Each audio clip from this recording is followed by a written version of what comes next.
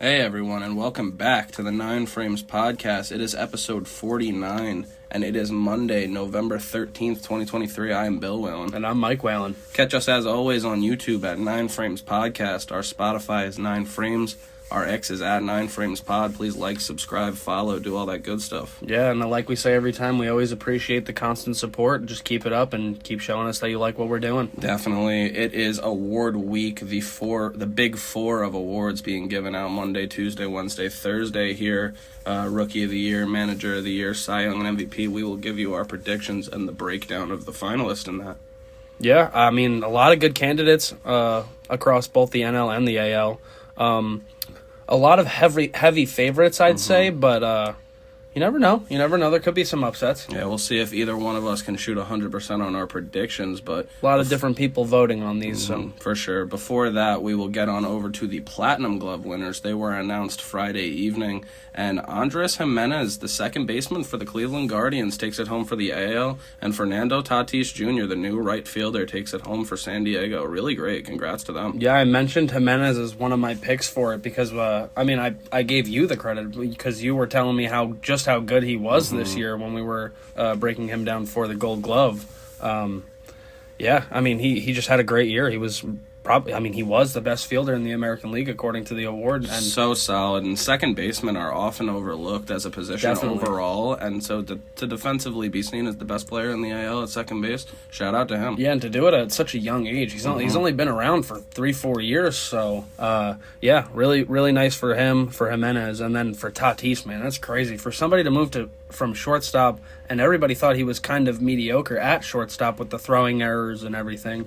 They moved him to right field when they signed Bogarts.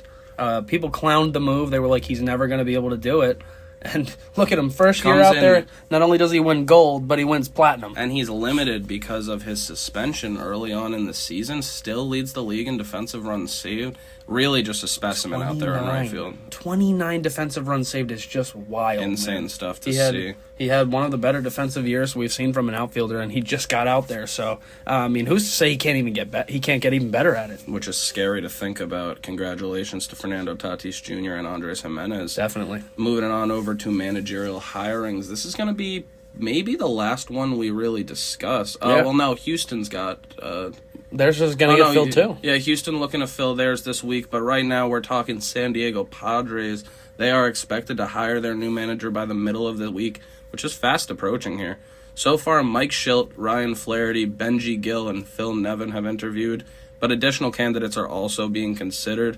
Mike Shildt and Ryan Flaherty, if those of you who don't know, that would be filling the position from within. They're currently coaches within the Padres system, so if they want to build from within, that's that. Benji Gill is currently a coach with the Angels, so they're kind of dipping into the Angels here with Benji Gill and Phil Nevin. Yeah, Shildt already has major league managerial experience with the Cardinals for a couple of years, so I wouldn't be surprised if they go with him. Buck Showalter's still out there. He might not get a job. So confusing. I really thought he would be jumping off the page to people. Yeah. I thought he was going to go to the Angels. I thought the Angels and him were a perfect match as well. They decided to go with Wash. So we are going to keep our eye on that. On Wednesday's episode, we may be talking to you about a new manager in San Diego. Should be interesting to see as that team tries to get back on track. Definitely, and keeping it with the Angels, man. I know you saw it, that they were expressing strong interest in Tim Anderson. Yeah, this is a Bob Nightingale report, so grain of salt in that. But always, after what was a very down year for the former batting champion, Tim Anderson, he's sort of a bit of a project right now, it seems like, and he does have his controversies as he's had a fight on the field. Yeah. A little bit scary to bring him in, but the Angels seem interested to put him at second base. Listen, if he could pencil himself in at the top of the lineup every day in front of Mike Trout and go back to what he was, because he won a batting title just a couple years ago. So yeah, people could feel compelled to attack him more because Trout's coming up behind him, and potentially Ohtani coming up behind him. Probably not. Rendon will be back. Yeah. So the lineup's still going to be decent for the Angels. So I think it'd be a really good move for them to add Anderson, because even if he doesn't really work out in the leadoff spot, you could throw him down at the bottom 8 or 9 and I mean, he could maybe spark you from down there. Very true. Secondary leadoff hitter. That would be for Ron Washington's club. I don't think he's going to be overly expensive with the down year that he had, like you just said. So,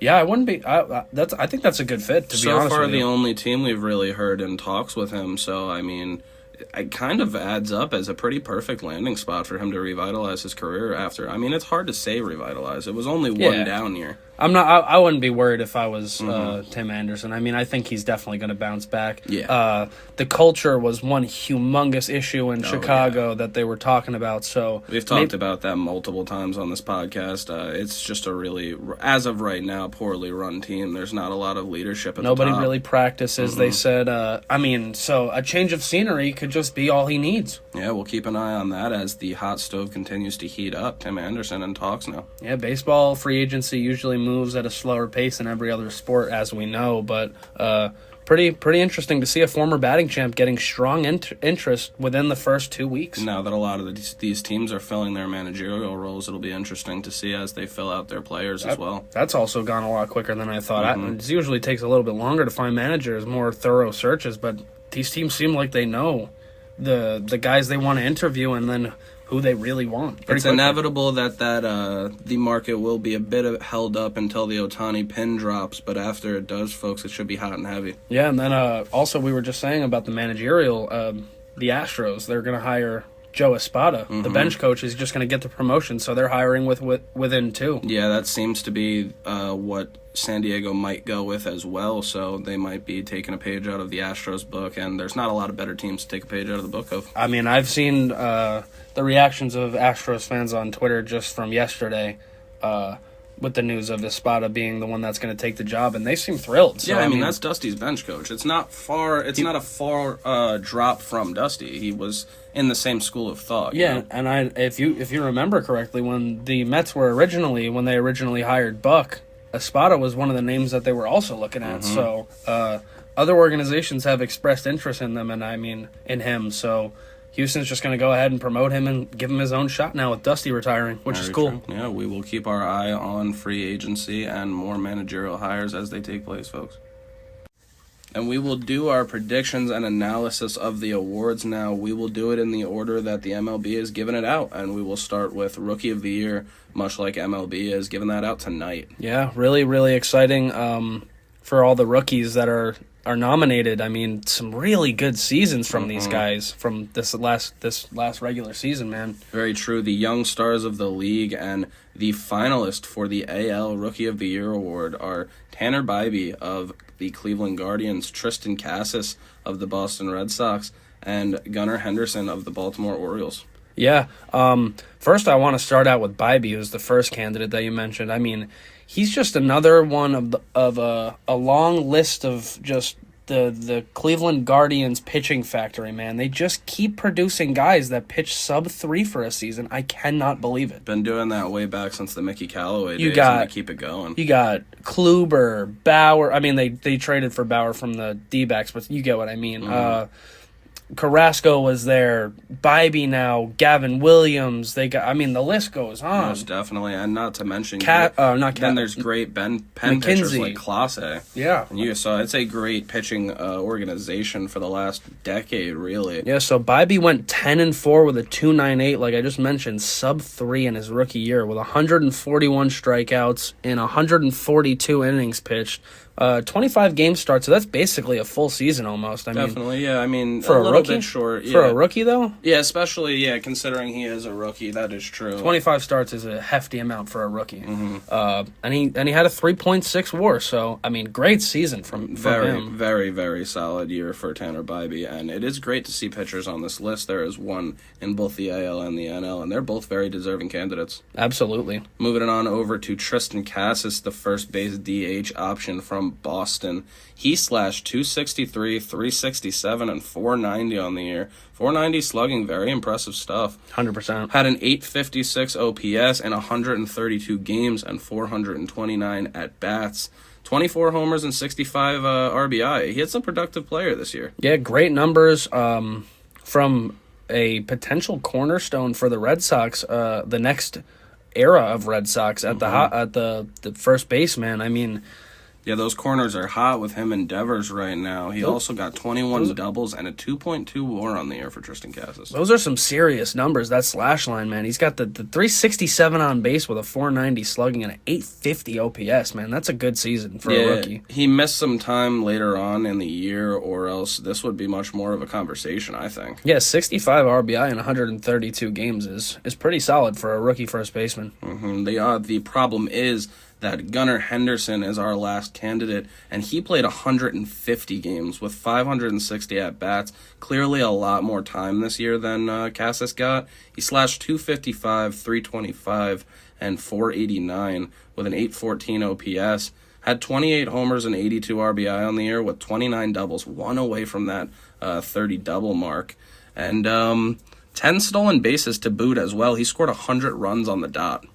That's insane. I mean, I think we're talking about the favorite right here in Gunnar Henderson. I said how good the other guys' numbers were. I mean, 28 and 82 as a rookie is crazy, man. Not to mention 9 triples to boot. I didn't say that, but showing off the speed as well. A 6.2 WAR on the year. That is the highest among all rookies in the MLB. Yeah, I don't know. Something about me too, man. When I see the triple digits in the runs category, I love it. Mm-hmm.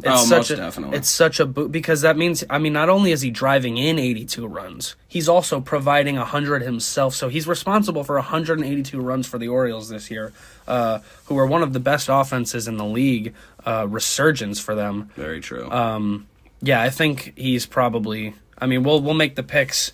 Yeah, we can make the picks right here for the AL because those are the finalists. I think we're both going to agree here. Yeah, I think it's pretty easily Gunnar Henderson. He is the next candidate behind him is almost 3 wins behind him on WAR. I mean, it's not relatively close in this one. Yeah, I think if there was for my top 3 in these, I would go Henderson finishes first. He just had an insane season, and he's going to have a great career in the middle of that Orioles lineup. Bybee would probably be second because he really just, I mean, it's really under the radar, man. Sub-3 ERA for a rookie in Cleveland. That's what I was going to say. When you look at it and you see double-digit wins, sub-3, I mean, the guy was just flat out good. No, there's a lot of years where he is our rookie of the year, but I don't think that is this year. I think this is Gunnar Henderson's award. I agree. And then I think Casas will finish in third, but I mean... Not a knock on him, man. I can't stop looking at that 850 OPS. That's the injury bug is what screwed him more than anything. Yeah, missing games. It's going to be tough. It's probably going to be the same reason why Seager misses out, but we'll get to that later. Yeah, we both got Gunnar Henderson in the AL, but moving it on over to the National League, we got Corbin Carroll from the Arizona Diamondbacks, James Outman from the Los Angeles Dodgers, and Kodai Senga from the New York Mets, another pitcher. Yeah, you got the classic Dodgers rookie that's gonna be in the finalist voting. You know how they do it with Seager, Bellinger. I mean, they just keep factory. Over that's there. just what they do. And speaking of factory, this guy was a production factory all season for the Arizona Diamondbacks. Corbin Carroll, 155 games played, nearly got a full season in there, 565 at-bats. He slashed 285, 362, and 506. 506 slugging on the year for the Rook. Yeah, we've talked about Corbin Carroll a ton on this podcast because of the deep playoff run the D-backs just had. Large part in thanks to him and his phenomenal teammate, Ketel Marte. I mean, what else is there to say about the season Corbin Carroll had? Yeah, he put up 25 homers, 76 RBI. You said you like 100 runs scored. He put up 116. He had 30 doubles to boot and 54 stolen bases. Yeah. So he had a 25-50 season in his rookie year. Pretty filthy, man. We can go through NL leading.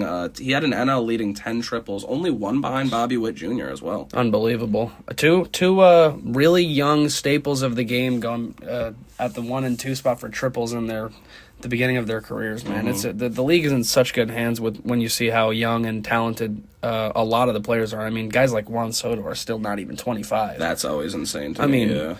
Acuna. I mean, it's insane.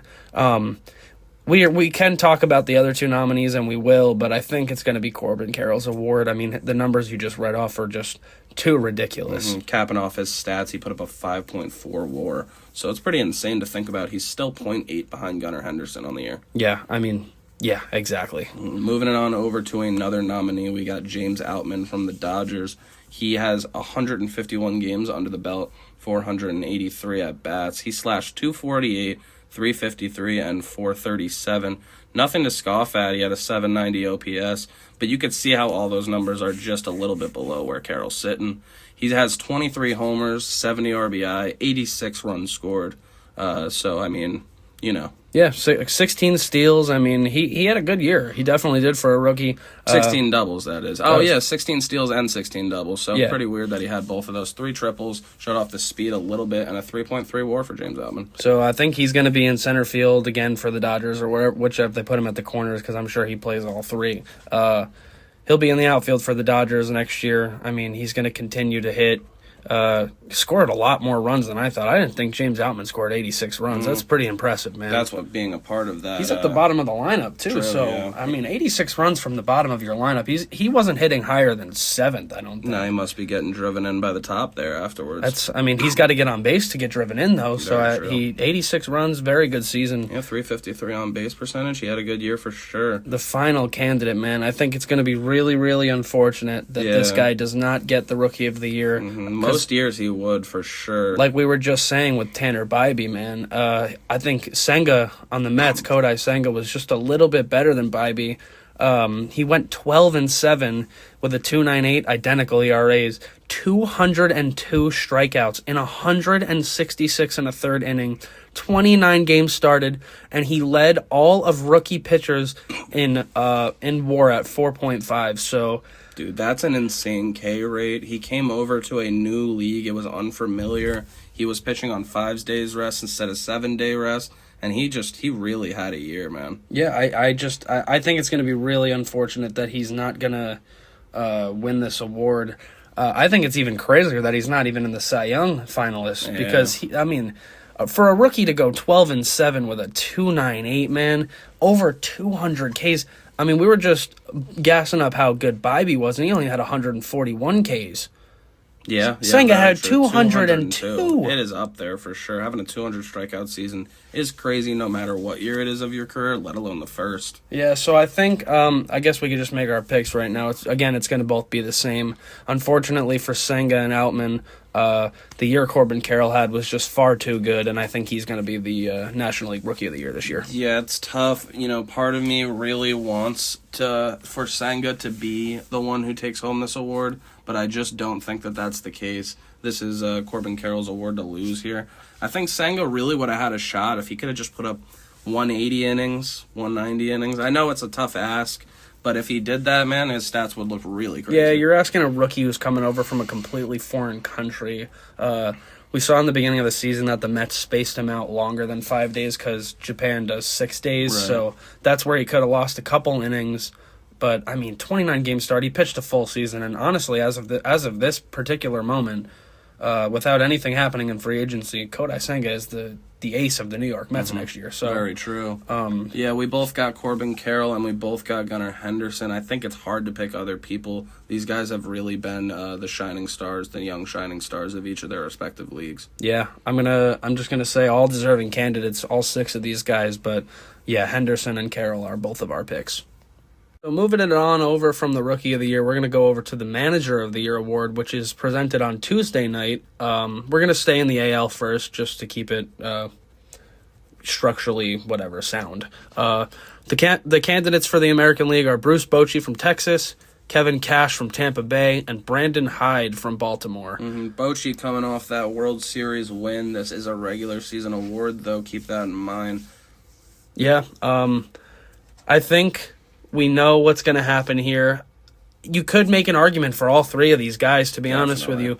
Bochy went 90-72, which is up from 68-94 in the previous season for the Rangers. And it was good enough for second place in the AL West as we saw them lose the division on the final day of the season. And it didn't matter for them because they still went all the way to win the World Series. Yeah, adding 22 wins on the year, super impressive. Crazy. Winning the first Team Silver Slugger ever given out. And still getting second place in the AL West. Wild. The second candidate is Kevin Cash. He went 99-63, man. He has been one of the best managers in baseball since the Rays put him in charge. And he just continued it this year. It's wild, too, because the Rays had a great manager in Madden before. Yeah, he added 13 Ws from the 22 season. The Rays went 86-76 and improved upon it.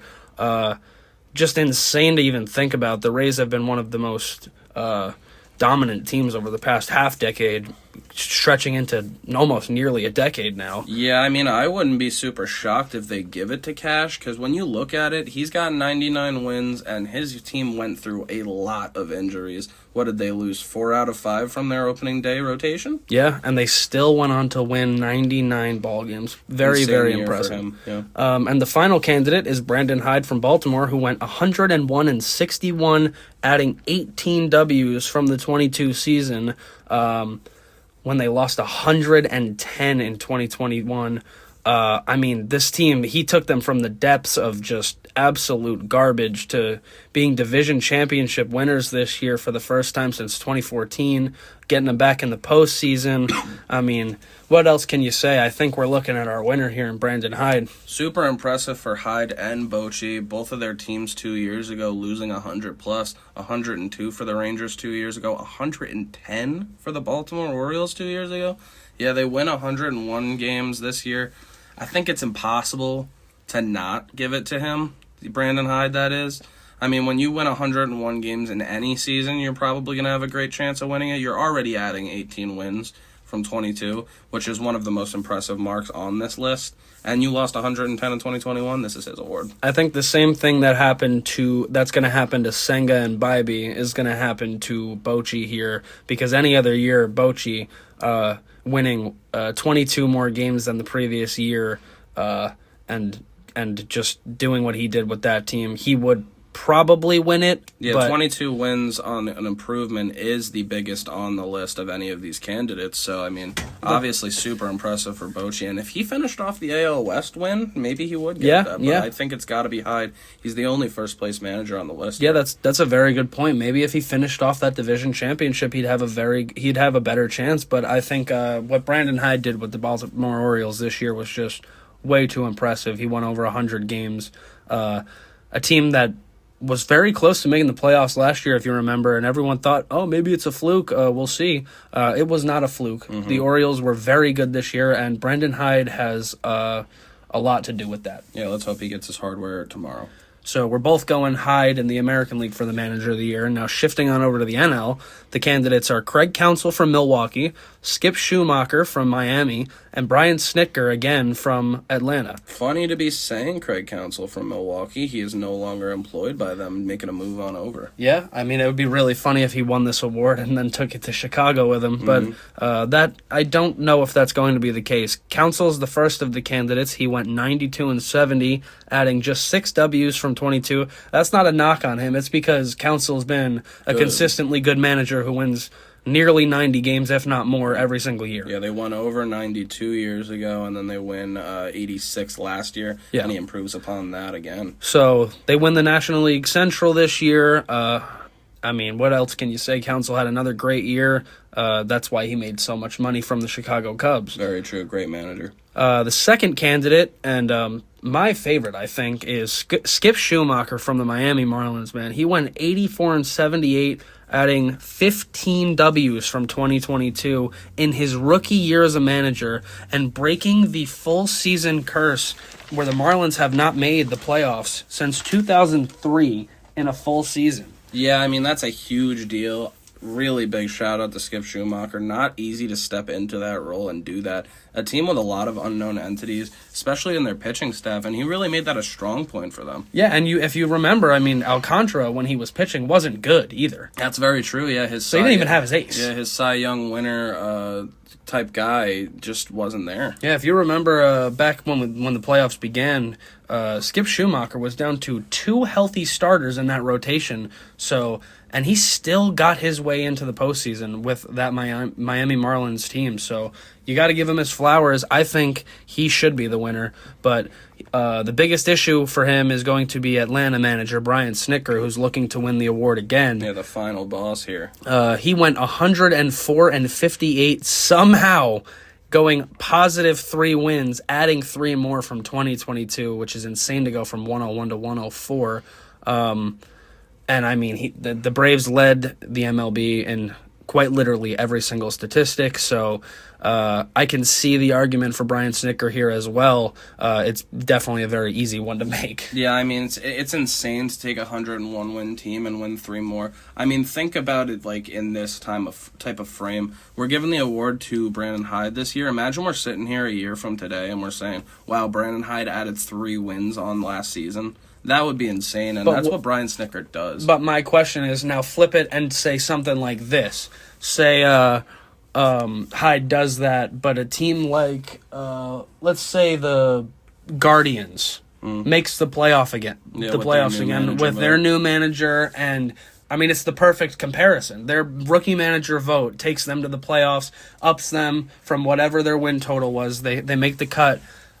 How do you not make the argument to give it to vote over Hyde that year? Yeah, another argument against Schumacher, though, is that his team did come in 3rd place. They were a 3rd place team. I mean, he did get in because of the expanded playoff. You got to look at roster and talent and, I mean, everything involved in what he did, man. Nobody thought the Marlins were making the playoffs at the beginning of the 23 season, and they did. Yeah, super impressive. I'll make my pick here first. I am going to take Snitker. I want to take Schumacher, and I think he deserves his flowers, and he will get that.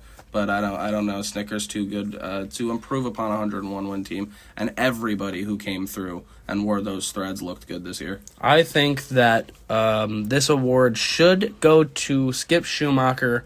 Brian Snitker had an absolute titan of a team. We already knew they were going to be good.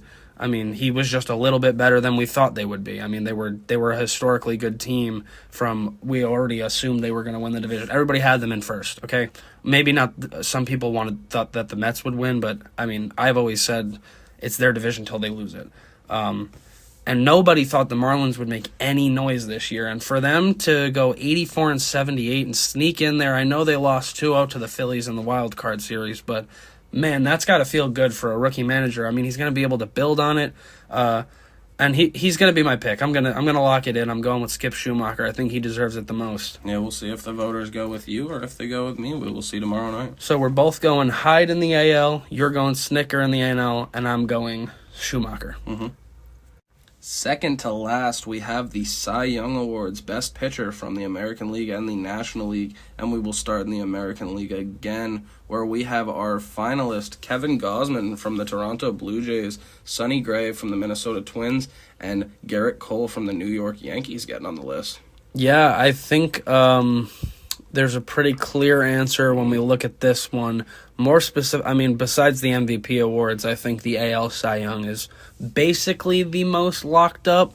But yeah, let us know the candidates' season stat lines. Yeah, excuse me. We'll break it down with Kevin Gausman first. He went 12-9 on the year with a 3.16 ERA. It ballooned a bit at the end of the year, or we would be talking more seriously about his chances here. 118 WHIP. And he had the AL lead, 237 Ks, 237 strikeouts, and only 185 innings pitched. Yeah, really impressive stuff, and another great season from Kevin Gausman, proving to be a very good signing for the Toronto Blue Jays thus far. Definitely. 31 games started there, so he was a juggernaut in that respect, and 3.4 WAR on the year. Yeah, most definitely one of the many reasons why the Toronto Blue Jays were able to make the playoffs.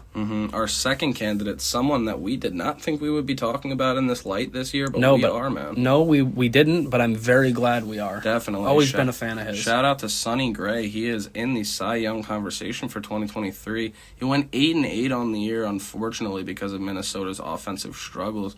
2.79 ERA with a 1.15 WHIP.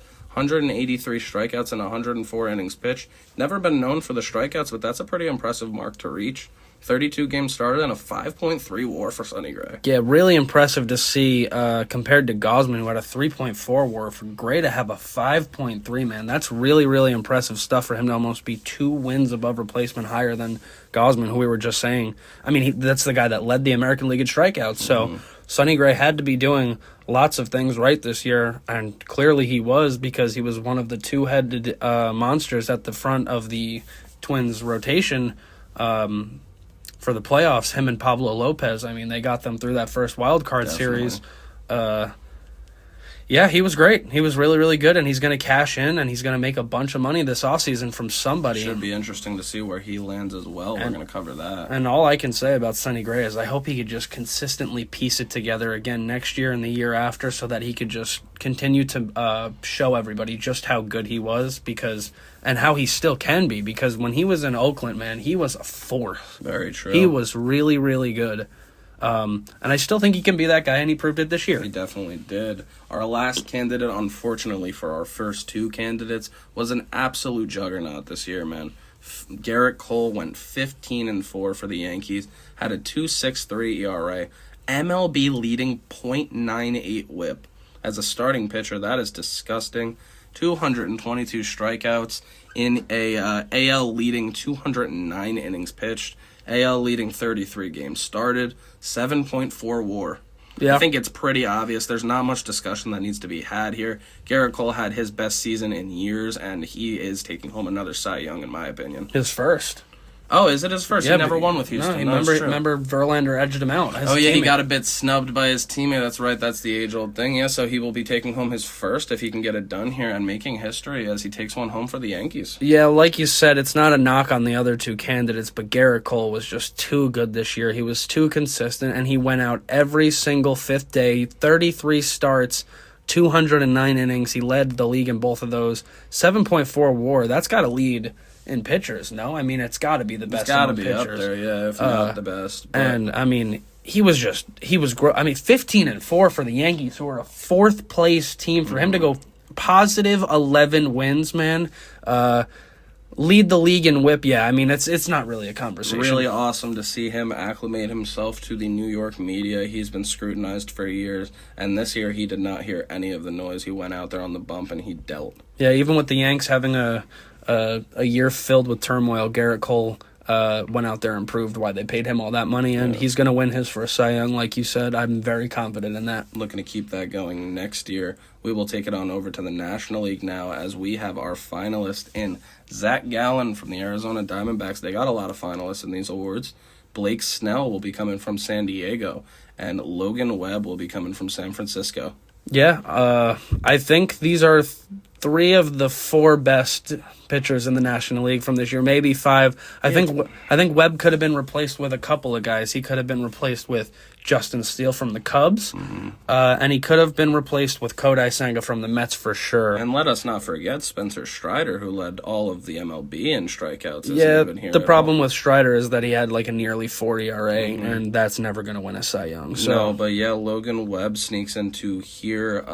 Pretty impressive for him. He had a really solid year that gets a bit overlooked because it was in San Francisco. No, I mean, on the pod, I've said how highly I've spoken about him. I mean, I think he's really good. His splitter is one of the best in the game. So I mean, yeah, we'll just start it out then talking about Logan Webb's year. He went 11-13 on the year. Bit of an ugly win-loss. Kind of hate when that happens to somebody who pitches so well. Yeah, it happens. He had a 3.25 on the year, a 107 WHIP, which is really solid. 194 Ks, and an MLB leading 216 innings pitched. What a workhorse. Yeah, he had 7 more innings pitched than Garrett Cole, who led the American League, which is really, really impressive. 33 games started, so he was tied for Garrett Cole, who led the AL. He was in the NL, unfortunately, so he did not lead. And he had a 5.5 WAR. Yeah, that's what Logan Webb does, man. He's just a bull. He's going to go out there and he's gonna get you. He's much like Framber Valdez. He's going to get you a lot of innings regardless of if he's having a tough day or a good day. He doesn't really have a lot of tough days, to be quite honest with you. He's really figured out his strengths apart from his weaknesses, and he put together another dominant season. Very true. Really impressive to see him on here. Our second candidate will be Zach Gallen, who went 17-9 on the year. Great win-loss record for him. 3.47 ERA. That ballooned a bit at the end as well. 112 WHIP. 220 strikeouts and 210 innings pitched. Those are beautiful numbers.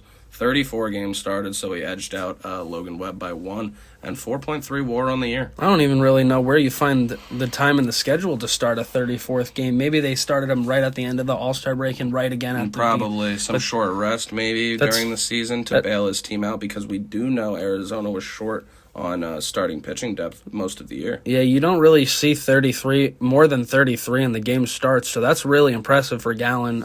210 innings, 220 strikeouts. I mean, he was phenomenal. He is the ace of the D-backs. And he's going to continue to be the ace of the D-backs because he's still so young, dude. I mean, he'll be. I'll put this out there right now. I would not be surprised if he wins one in the future. Definitely, but it won't be this year, I don't think. No, we will take it on over to another person who is an upcoming free agent, much like we said with Sonny Gray. Blake Snell of the San Diego Padres. We do not know if he'll be pitching there next year. He won't. He is 14-9 on the year this year with a 2.25 ERA. 119 whip, so he kept them off, or he kept them from coming in when they got on. 234 strikeouts in 180 innings pitched. Really impressive mark for Blake Snell to get. 32 games started and a 6 WAR. Yeah, we were talking about Blake Snell down the stretch when the Padres were getting a little hot, and we mentioned, man, when you look at his log for his games started compared to how many earned runs he's given up. I think only 3 or 4 starts this year he gave up more than 2 earned runs or 3 earned runs. So he had an absolute dominant year, the most dominant we've seen him since 2018 when he won that Cy Young with the Rays. And I think he's going to be a part of the exclusive group to win an NL and AL Cy Young after this year because he is my pick, and I think he should be the favorite. It does seem that way. Really impressive strikeout mark for him to get this year. I mean, he had nearly 40 less innings pitched, but had 40 more strikeouts than Logan Webb. Yeah. Really crazy to see, not to mention a half a win above replacement above Logan as well. Kind of hard to pick either of the other two here. I thought there would be more of a discussion as we came down the stretch who would win NL Cy Young, but it really feels like Blake Snell's award this year. I think it is between Blake Snell and Zach Gallen. I mean, looking at their stats comparatively, they are pretty close. Snell's whip was ballooned a little bit because he does walk a lot of people, but what he did this year was walk around the free base runners, and he didn't let them score. So that's really all that matters the most is if they don't touch home plate. And Blake Snell had a 2.25 ERA, which was the best in baseball. He just didn't give up many runs, so I think he's going to be the one that wins it. He is my pick as well. We both have Garrett Cole in the AL, and we both have Blake Snell in the NL. And he will be coming into free agency as a Cy Young winner if he takes that home. Yeah, much like Sonny Gray, a couple of guys that have the chance to cash in on a lot of money. And the final award that we're going to touch on is announced on Thursday night. It is the MVP award.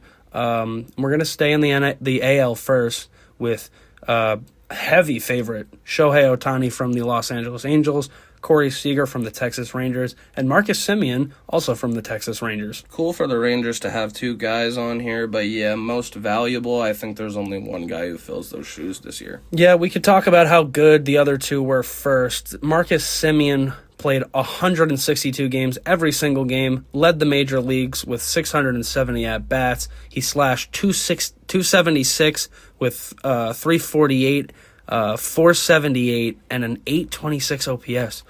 Really impressive year. He also led the AL in hits, so, I mean, awesome year for him. 29 homers and 100 RBI, super productive. AL leading 122 runs scored, 40 doubles on the year. Really great. 3 triples even. 7.5 win above replacement. Yeah, great year top to bottom. Another one from Marcus Semien, who we said this is going to be the 3rd time where he finishes top 3 in the MVP voting, regardless of where he finishes. I mean, it's just insane. I mean, he's a very under-the-radar player, but he actually also at the same time might be the best second baseman in baseball. Hard to disagree. Over the last 4 years, he's also played 162, 162, 161, and now 162 again. He's a workhorse, and he gets a 7.4 WAR on the year. He'll be in the conversation. Yeah, the second candidate will be his teammate Corey Seager, who only played 119 games, and that's probably going to be the big reason why he misses out on this award is because of his injury. Midway through the season or toward the beginning of the season. He had 477 at-bats. He slashed 327 just behind Yandy Diaz for that AL batting championship at 330. Lost it on one of the last days. 390 on base, 623 slugging, and a 1,013 OPS. Yeah, really ridiculous numbers for him to have, man. He was so productive. For all this production to be coming from 2 guys for the Texas Rangers, that's disgusting. Yeah, it's money well spent for sure. 33 homers on the year for Seager, 96 RBI, so he fell just short of 100 after missing a month. 88 runs scored. He had 42 doubles. 6.9 WAR in 119 games. He really deserves his flowers this year. Yeah. And I think it's sad because he really should be taking home a trophy, but I think he's a little short. It's going to be much like the 2021 season, and Vlad Guerrero is going to be the one that feels Corey Seager's pain the most because he's running into the buzzsaw that is Shohei Ohtani, who pitches and hits, and he does both phenomenally. He had 135 games hitting that's 497 at bats. He hits 304, over 300 for the first time in his career. What is that? 30 AL leading 412 on base. That's and crazy. MLB leading 654 slugging. 654 slugging. Are you kidding me with that? Absolutely insane. Also, MLB leading 1066 OPS. Filthy year for him. 44 bombs, 95 RBI, 102 runs, 26 doubles, 8 triples. That's just his hitting stats. I know. The fact that you have to get into pitching, and he had a great season there, too. He also, on the other side of the ball, went 10-5 with a 3.14 ERA, with a 108 whip, 167 Ks in 132 innings pitched. That's 23 games started, and a whopping 10 WAR for Shohei Ohtani. 10 wins above replacement.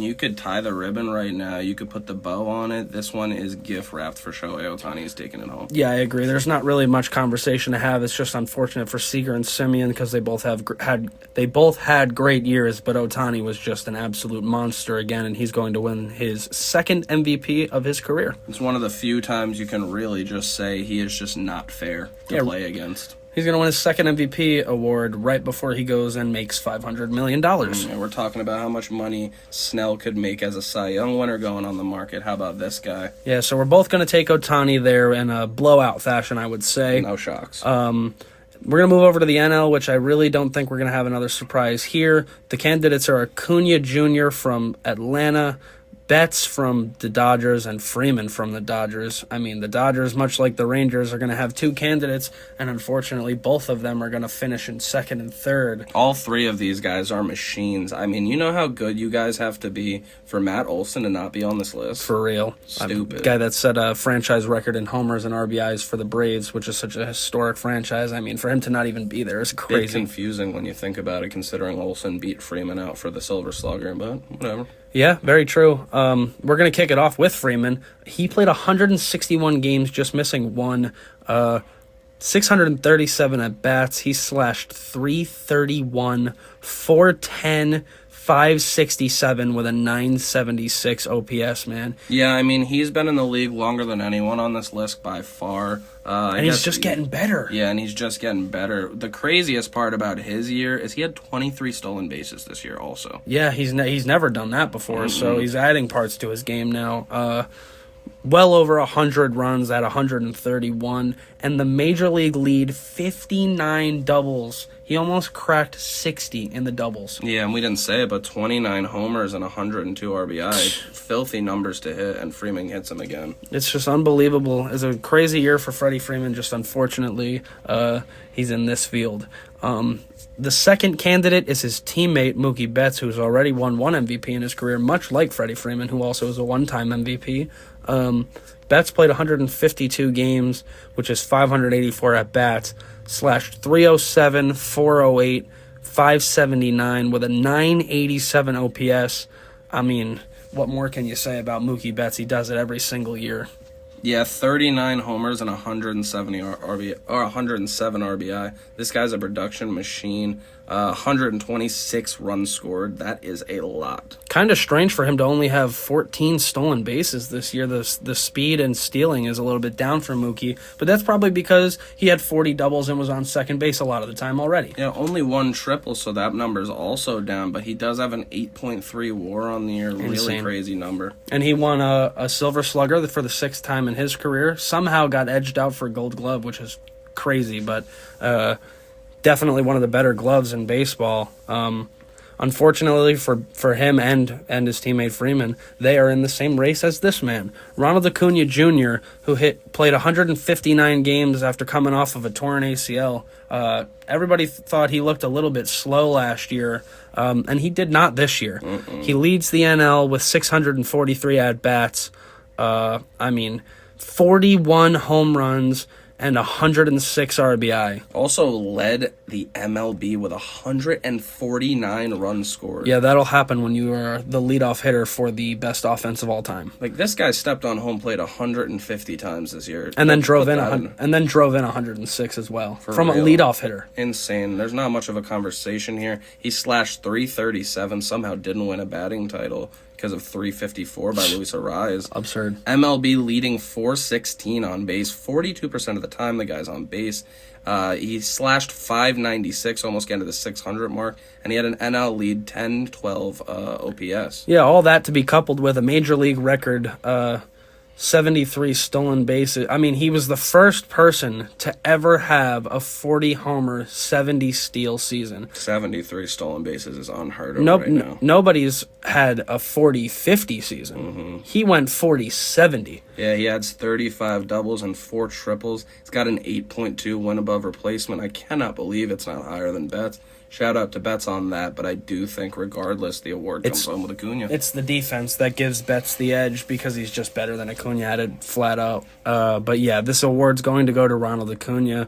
As soon as he got to the 40-40 mark, I think we could have given it to Acuna, and he had 30 extra steals. So yeah, early on in the year, we were talking about how crazy and special what he was doing was, and he did not slow up. The foot stayed on the gas all year, and I think this is Ohtani and Acuna's awards to take home tonight, or that will be Thursday night. Yeah, and I agree with both of those picks. They're going to be mine as well. So really the only different pick that we have is the manager of the year in the NL, which you pick Snicker and I pick Schumacher. But aside from that, a lot of these seem clear-cut. Yeah, they are pretty clear-cut. Rookie of the year, we both took Gunnar Henderson and Corbin Carroll. Manager of the year, I took Brian Snicker and Brandon Hyde, while you took Brandon Hyde and Skip Schumacher, like you said. Cy Young, we both take Cole, and we both take Snell, and MVP, we both take Ohtani and Acuna. I hope you guys enjoy Awards Week. Should be a fun watch. Definitely. Thank you to everybody for watching and listening wherever you do. This was episode 49 of the 9 Frames podcast, and it is Monday, November 13th, 2023. I've been Bill Whalen. And I've been Mike Whalen. Catch us on YouTube at 9 Frames Podcast. Our X is at 9 Frames Pod, and our Spotify is 9 Frames. Like, follow, subscribe, press the little bell notification to get notified when we get on. Yeah, we're approaching the holiday season now. Thanksgiving just 2 weeks away, or a week away from Thursday now. So, and then Christmas after.